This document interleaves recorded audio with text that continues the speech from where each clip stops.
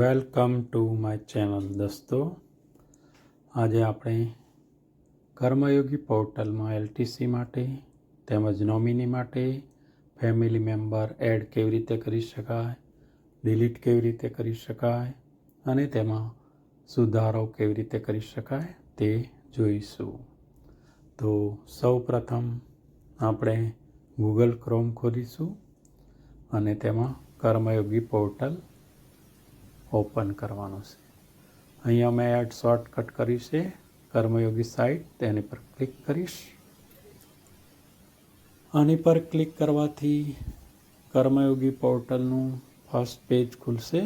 એમાં મારો HRPN number, password 4+913, OTP અને સેન્ડ ઓટીપી. મારા મોબાઈલ પર ઓટીપી સેન્ડ થઈ ગયો છે. આવે એટલે હું અહીંયા એન્ટર કરીશ. ઓટીપી હું એન્ટર કરું છું. ત્યારબાદ હું કરીશ લોગિન. હવે હું લોગિન કરીશ એટલે મારું હોમ પેજ ખુલશે. બરાબર છે, મારું હોમ પેજ ખુલી ગયું છે. હવે એટલે સૌ પ્રથમ હું આ પેજ ડિલીટ કરીશ અને હું હવે જઈશ ઉપરની સાઈડમાં ક્વિક લિંક્સ લખેલું છે ત્યાં જઈશું. આ કર્સર લઈ ગયા ક્વિક લિંક્સ પર. હવે એમાં બે ઓપ્શન છે, ઈ સર્વિસ બુક અને પર્સનલ ઇન્ફોર્મેશન. આપણે કરીશું પર્સનલ ઇન્ફોર્મેશન. એની પર ક્લિક મારીશ એટલે એક નવું પેજ ખુલશે. મારું નવું પેજ ખુલી રહ્યું છે. હવે ખુલી ગયું છે. જુઓ અહીંયા personal data, official data, ID number, address, family member, bank information, education detail. આજે આપણે ફક્ત ફેમિલી મેમ્બર વિશે જાણવાના છીએ, તો ફેમિલી મેમ્બર પર ક્લિક કરીશું. મારો કોઈ મેમ્બર એડ કરેલ નથી એટલે હું નવેસરથી એડ કરવા જઈ રહ્યો છું ફેમિલી મેમ્બરને. તો સિલેક્ટ ટાઇટલ પ્રથમ મિસ્ટર, મિસિસ, શ્રી જે હોય તે અહીંયા મિસ્ટર લખીશું. ફર્સ્ટ નેમ એટલે મેમ્બરનું નામ લખવાનું છે.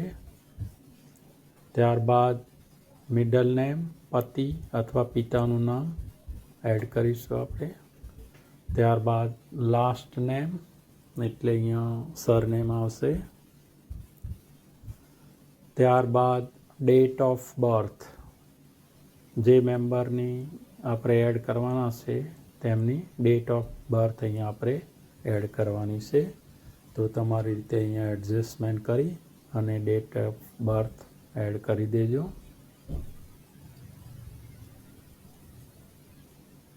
Year, month and date.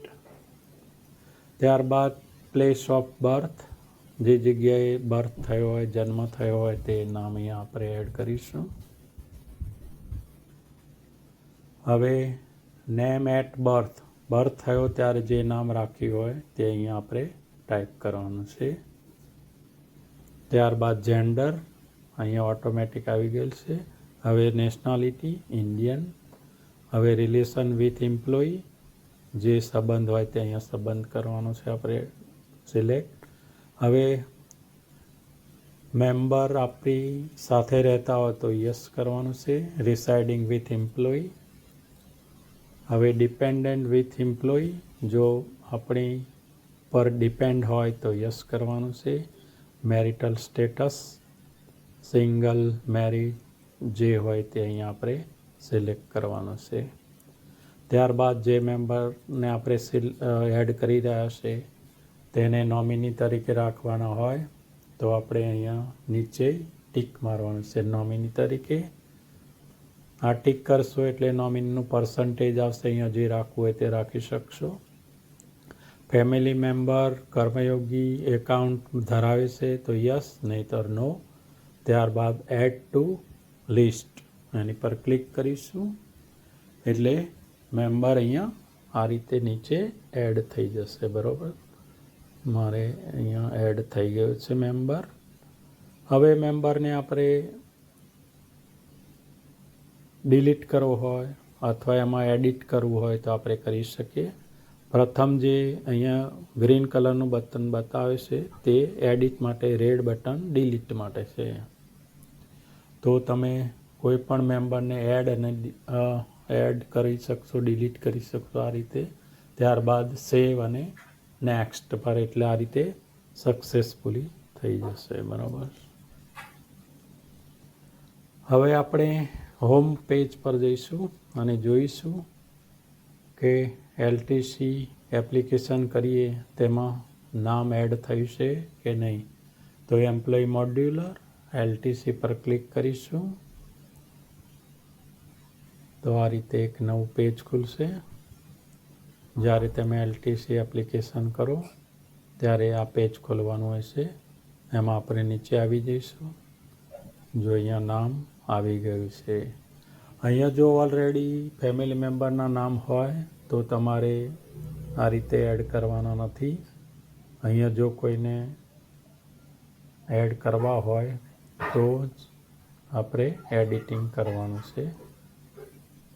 એટલે અહીંયા પ્રથમ આ રીતે જોઈ લેજો પહેલાં તે ફેમિલી મેમ્બરનું નામ એડ થયેલ છે કે નથી થયું.